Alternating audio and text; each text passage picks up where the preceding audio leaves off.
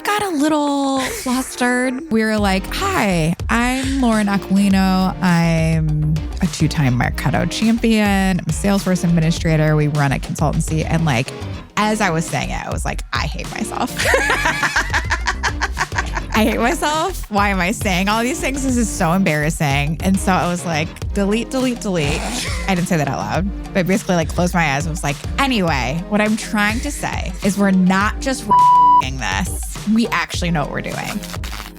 Today, first of all, I would like to acknowledge / thank our producers for finally, after all this time, letting us use our mic flags. You're beautiful. And these handheld mics that make me feel like Giggly Squad.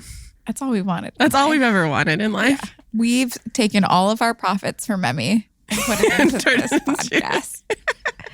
For your enjoyment. For legal reasons, that's not true. Not all of them. The only other time we got to use these is something we're going to talk about on this episode. Yay! Which is we, earlier this year, at a mini conference for marketingops.com.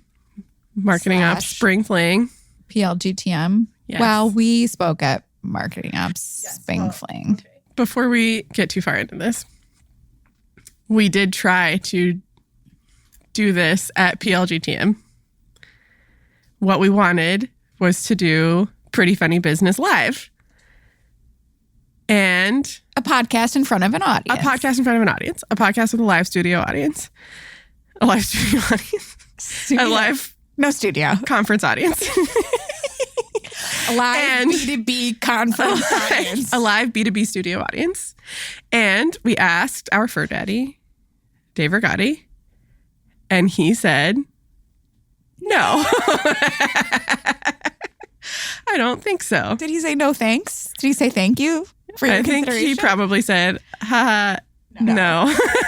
Instead, for the record, he had break dancers, which was nice, but I think we would have been better. Not the same. Yeah, but PLGTM was great, but then it was, a day and a half. And after that was one day of Marketing Ops Spring Fling, run by Chicks and Dick Sporting Goods founder Mike Rizzo, who we are constantly bamboozling / conning into he's like going along with our schemes. We're like, Mike, can we do this? What do you think about this? Yeah. I think finally he's like, whatever. Usually it goes fine, whatever, just leave me alone. In this example, it took him so long to understand what we meant by doing a live podcast. Yeah. He thought that we wanted to just record our podcast somewhere at Spring Fling. Yeah, like in a room. Right. And he was just like, I just don't think we're going to have a place that's going to like have good sound for you, or like there's not going to be a great place to do it. And then once he realized what we actually wanted, which was to be on the main stage and do our podcast there, we were literally like 29 minutes into a 30-minute meeting and he had to go. Said yes. And then he was like, wait, what? Oh, you know how he ended that? He goes, you know what? I don't really like being on stage anyway. Yeah. That's how he like comforted himself. Yeah. He was like, it'll probably be fine. So that was how we scored our first PFB live gig. Yeah. After that, after we won the victory that we didn't really think we were going to win, we were confronted with the harsh reality that we needed to actually prepare for this and could not just raw dog it the way that we do every single episode of this podcast, including this one. Yes. In case you can't tell, we do unscripted, very little preparation for each episode. This season, we now have a fellow grown-up whose job it is to make outlines for each episode. Like prompt us a little bit. Yeah. Do we read those before the episode? No. Never. Not once have we. She does tell us when to stop talking. Yes, that has been helpful. She's also told us, like, you're not as funny as you think you are. Right. Like, you're laughing for a really long time at this thought leader, lost leader thing. And, like, that was more of a brief joke and not something we spend 5 minutes rehashing and laughing about. Also ruined my makeup for the rest of the day. Also, you know what? Disagree. That was really funny. We should have spent more time on it. 1,000%. She was wrong. She was wrong. And you all missed out. You all missed out. Because of her. Oh, anyway. So we had to actually prepare for that episode. And we decided to hire a friend of ours, Sarah Dietrich, who is a comedian / works in B2B marketing, a really narrow audience there to help us write the script. which was probably one of the best decisions that we made going into that. She just like got us started, you know, like she gave us a framework. I think that our ADHD decision paralysis overwhelm would have had a really hard time. What are we going to do? How do you start? Yeah. And we asked Mike for 10 minutes. Yes. So we and Sarah created a script For 10 minutes. For 10 minutes. You know, one of my favorite parts of this process was her learning a little bit more about our comedic styles. Yes. And her calling you the straight man and you getting really offended. I'm so fucking mad about that. That's like a slur. Don't fucking call me a straight man. That's the worst thing you can be. That's not what she means. It's like a term. That was when I learned the comedy term straight man. That is something I appreciate about Sarah, is that she views comedy as like a science. Yeah. Which I think is amazing. Like I'm maybe medium funny and I'm just like raw dogging it. Like whatever. Sometimes jokes land, sometimes they don't. Like, here's your Enneagram type. You're the straight man. Yes. Yeah. And she's like, you're Like going to lose your audience if you do X, Y, and Z. Yes. Or like you should not do self-deprecating humor because That's not on brand for you. it's not on brand for you. And I was like, you know, I never would have thought about that. Mm-hmm. But it's true. That's why it was really great to work with Sarah. It gave us like something to go with. But then we to do. Yeah. But then we had a script. And that meant that we had to memorize. And we made it our own. Yeah. Yeah. I think in the end, the script really sounded like us. Yes. Like we read through it 100 times. You could not fathom how much we rehearsed this. Like in person, anytime we were together. I have not watched it back yet, but my hope is that it didn't feel too... I have watched it back and I thought that it felt fine. It does feel a little scripted, but it's also hard for me to like watch it without knowing the script. Yeah. So I don't know how everyone else felt about it. Hopefully it felt like we were prepared. Right. Like, they practiced. Right. Yeah. But we were still like making tweaks to the script all the way up to 10 minutes before we went on stage. Yeah. Like agonizing over every single line. Like, does this feel like something I'd actually say? Is this how I want to deliver it? Does this make sense? Because part of the problem, and truly one of the reasons that I think that like made the bit great, but also extremely awkward for us, is that not everyone listening to this episode is choosing to listen to it. Right. Everyone has opted into being here at Pretty Funny Business. But there were like 300 people in the room. They have no idea who we not are. Opted in. Yeah. And are not used to being accosted in this way first thing in the morning. Right. Or like, we're not necessarily expecting This a comedy bit first thing before we to open up the conference. Yeah. It was So it was a little like when we got started, we were a little bit like, shoot, now that we're here, we see it, how do we introduce ourselves? Because obviously on the show, we're just like, you know who we are, or otherwise, why would you be listening to this? Be here. Right. Yeah. This is mostly our friends. So we had to kind of like explain who we were, but that wasn't really originally. Like, wasn't totally in there. The yeah. Oh, but before we talk about actually doing it, literally the night before, we went to PLJTM, attended the sessions, whatever. It was a great conference. And Mike Rizzo was also there because his conference was the next day at the same venue. Yes. And we did like a dry run. We did like a little, we met with Mike and Dave to talk about like, this is where we're going to sit. This is the like chairs we want, whatever. And Mike, at this point, this is literally like 7 p.m. the night before the morning where we're going on. Mike was like, you know, we were talking about handing off, like when we were done, we're going to hand it off to Mike and Audrey to do their keynote. And Mike was like, you know, we don't really want to go on stage. We don't want to talk that long. Yeah. So if you guys want to just go like 30 minutes instead and just hand it straight over to the first speakers, that would be great.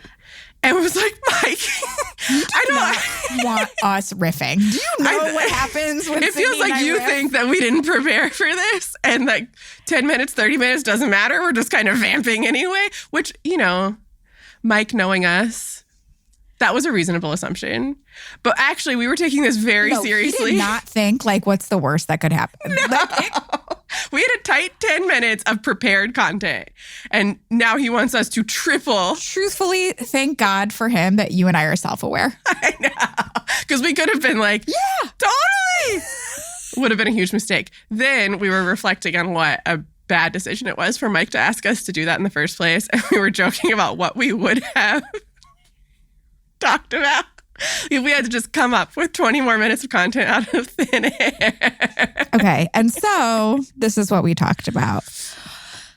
You know, there was a big theme in the conference of AI, as there is everywhere right now. Talking about AI, what is everyone doing with AI right now? What's the first thing we could think of? A lot of people that are talking about replacing or augmenting the SDR role with AI. There was, in fact, a presentation like, this is the AI agent that is our SDR now. Right. And so we, over lunch, we're having a conversation about what are all the SDRs going to do. Right. What are all the 22-year-olds going to do that are looking for entry-level jobs? Like, the SDR function is important, but it's also an important entry-level job for people that go into other roles in like B2B organizations. Or sales. Marketing, sales, product, customer success, like all across the board. That's a pipeline of experience people are getting to move into other departments. So we were discussing what a different entry-level role where people can learn some transferable skills, get a job right out of college, and still be a BDR. Yeah, this is derogatory. We were talking with one of our clients about how hard potty training is and how it would be nice if you could take your kids to potty training class, like you take your dog to training. Right. Like, or we have swim lessons on Tuesdays at 6, and then we have potty training on Thursdays at 4:30. And then we're like, no one would ever possibly want that role of potty training all these kids. And then we're like, oh, shoot, maybe that's what the SDRs are going to end up doing. And they will become BDRs, which are butt development representatives. I'm going to let you say it because it was your idea. Really I'm proud of it. So we said, to circle back, Mike, we would have been on stage talking about butt development. And he was like, okay, fine. Me and Audrey will go do a keynote. But he was like, just don't feel constrained by time. You can go over a little bit. And you know what we did is we did add the like little game. Yes. So he was like, he had some giveaway. Yeah. He had some marketing ops boards to give away. And he said we could have one. So we added an element at the last minute where we were going to have people come on stage and provide their own survival guide tips. And then we would give away one of the boards. And that I thought was super fun. People enjoyed it. Our presentation overall was a marketing ops survival guide. So it was like not how to do your job, but how to survive doing your job. And we decided, I think it was Sarah's idea actually, instead of doing a PowerPoint, which we can all agree are terrible, we made a flip chart. But we were having some order of ops issues with the flip chart because of like the timeline of when we were flying in and when are we going to make the flip chart. Because originally, of course, the easiest thing to do would be to order the flip chart and the easel on Amazon and have them shipped to our hotel and then make the flip chart in San Francisco. We didn't really have time for all that. The conference was in San Francisco. I live in New York. You live in Cleveland. Like, this was a big travel thing for both of us. We did not have time to do that before we needed the flip chart.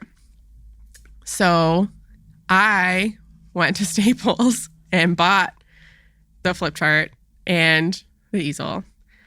And I just had faith that I would be able to get it there. And I took it home and I did my arts and crafts. It took a long time. It was really nice. Yeah. I did the whole thing in pencil and then I went back over it in Sharpie and then I went back and erased all the pencil. It was a lot of work.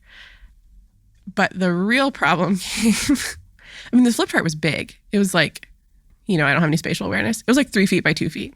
That's right? Yeah, it was big. And I had the easel, which was like folded up in a box, but the box was also like 3 or 4 feet tall.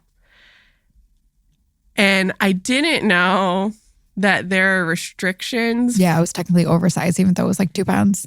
Yeah, it like didn't weigh anything. And that's what I was thinking of. But there are restrictions on the dimensions of something that you can check. I was like, this will be so easy. I will just put it in a box and I will check it.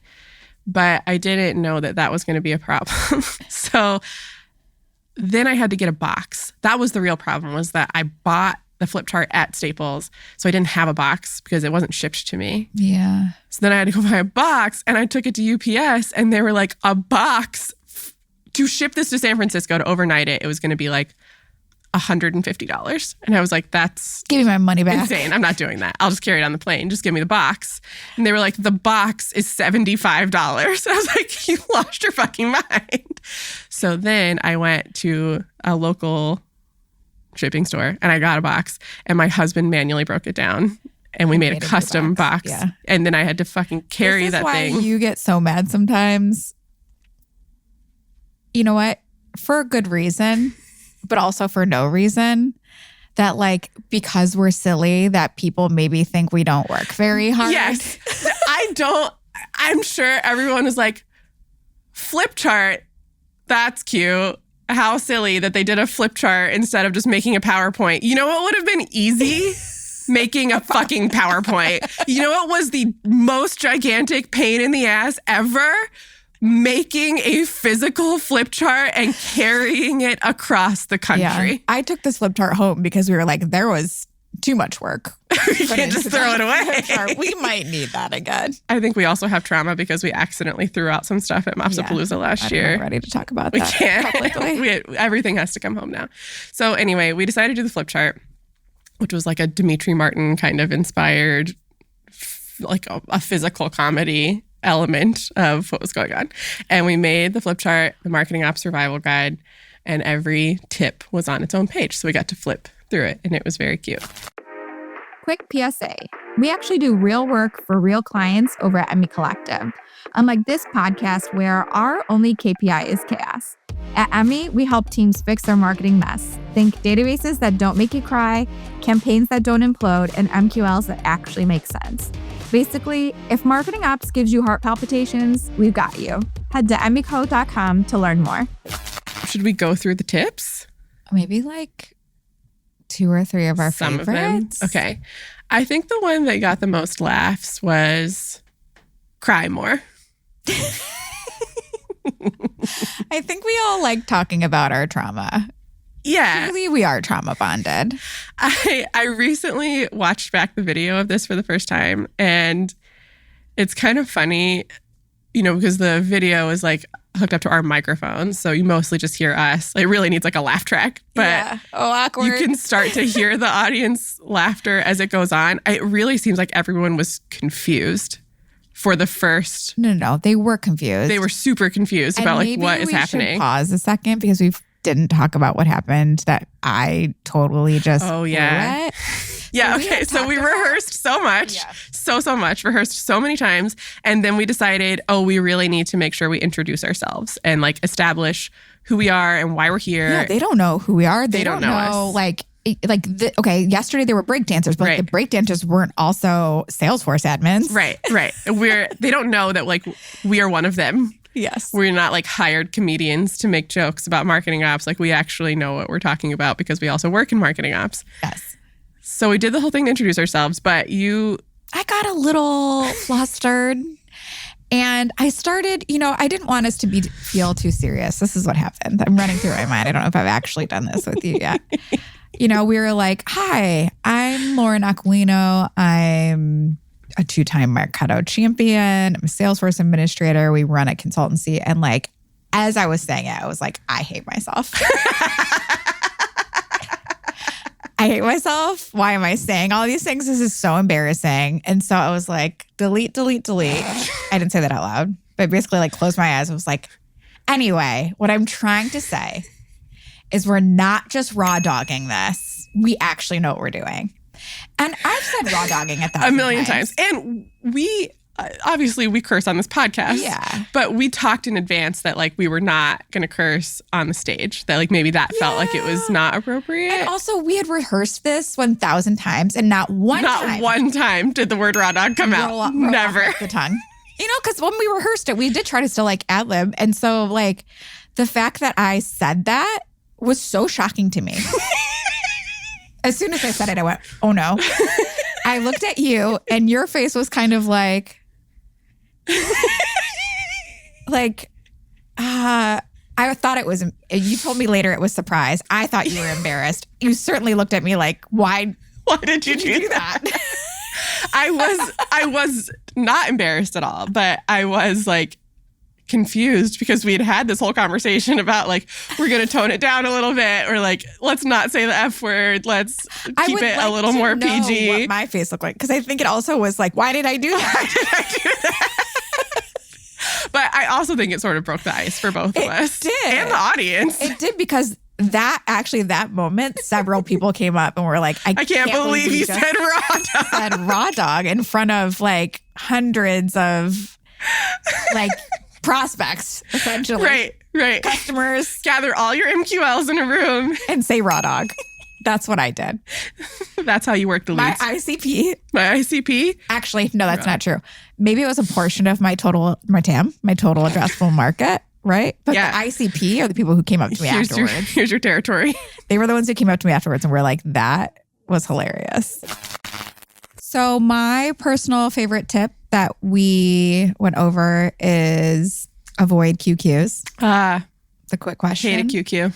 Never quick. Never, ever. We also talked about that QQ is not literally just QQ. It's QQ is like a category.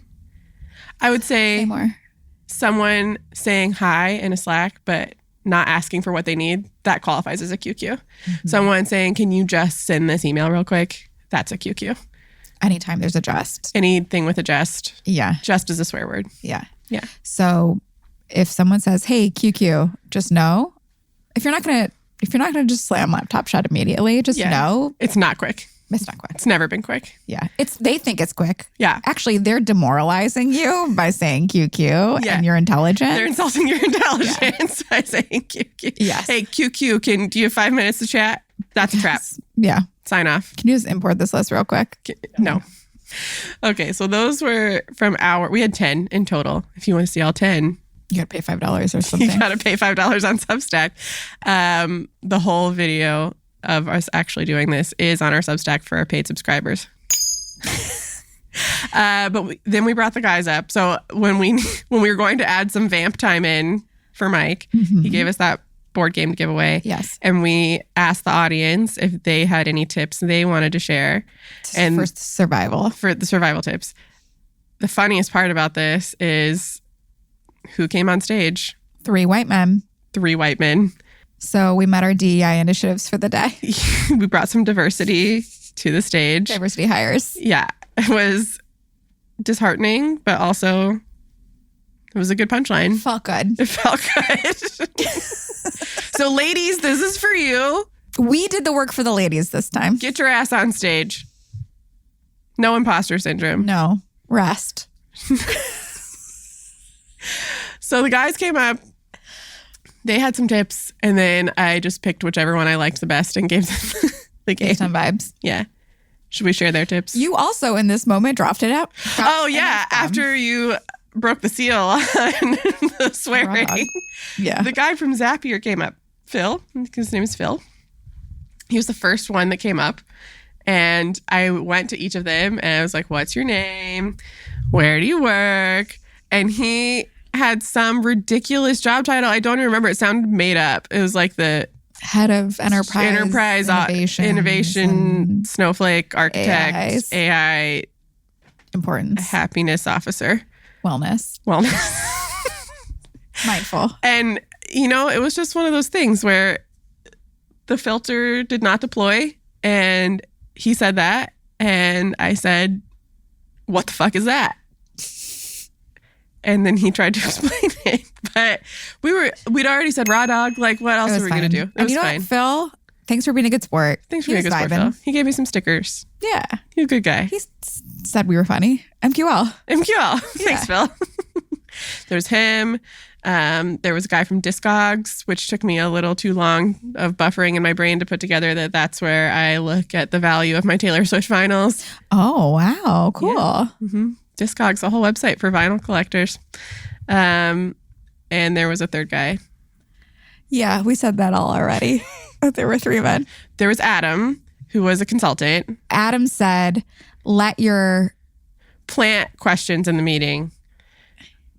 Your boss will be the plant that asks a bunch of questions in a meeting where you're presenting to your boss and other stakeholders, and make them ask so many questions that you don't even get through all the material in your PowerPoint. Oh, it feels so good. Yeah. And I didn't make it to the end. So we just had so many great questions. Thank you so much for the engagement. But that's called gaslighting your coworkers. Okay. As a strategy. And then Corey. Gaslighting as a service. Gas. It's gaslighting. No, man. Oh my God. And then Corey, what was Corey's tip? Do you remember? What we do is not important. Corey's tip was there are no marketing emergencies.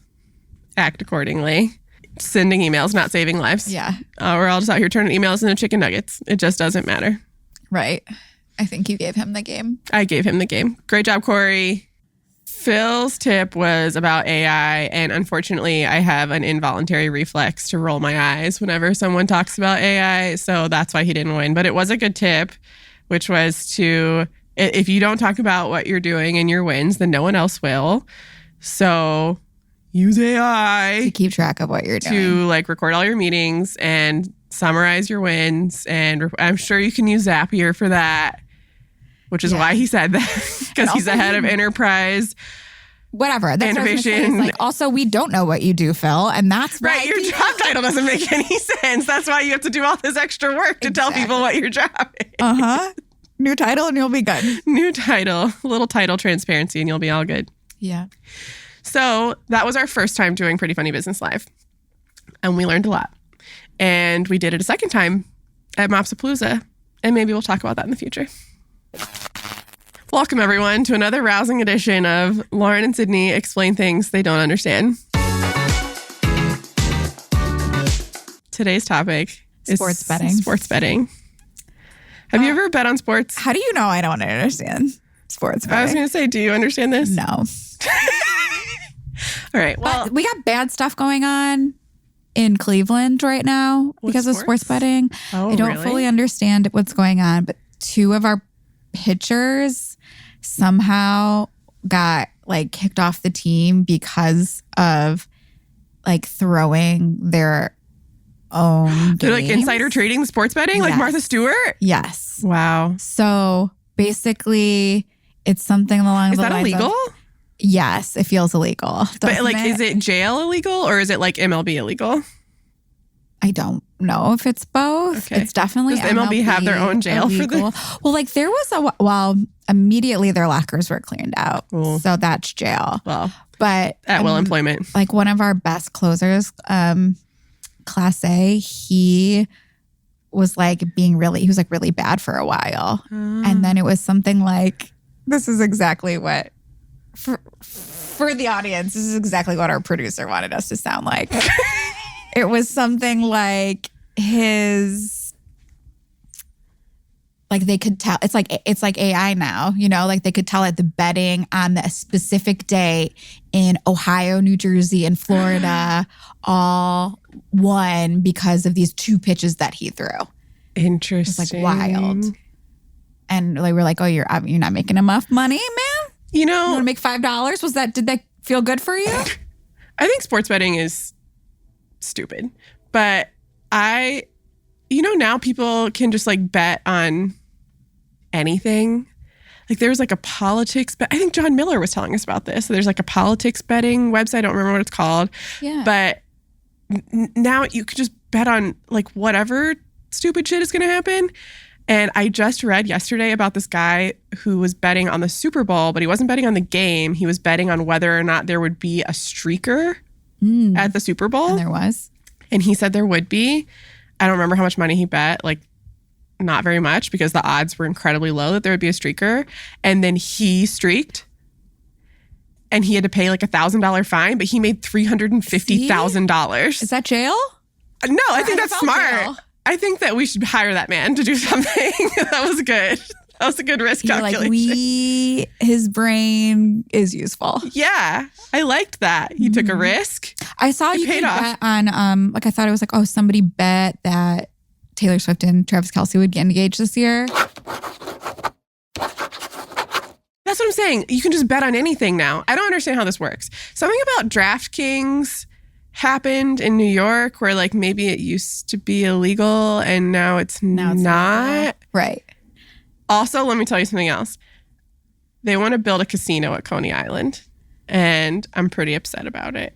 And so is everyone else. I was led to believe they were going to tear down the amusement park to build the casino, and that made me very sad. But I actually think they're going to build it across the street. Yeah. I still don't want it to happen, but...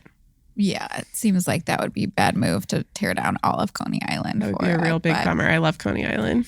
But I do think that you make $5 if you bet on sports.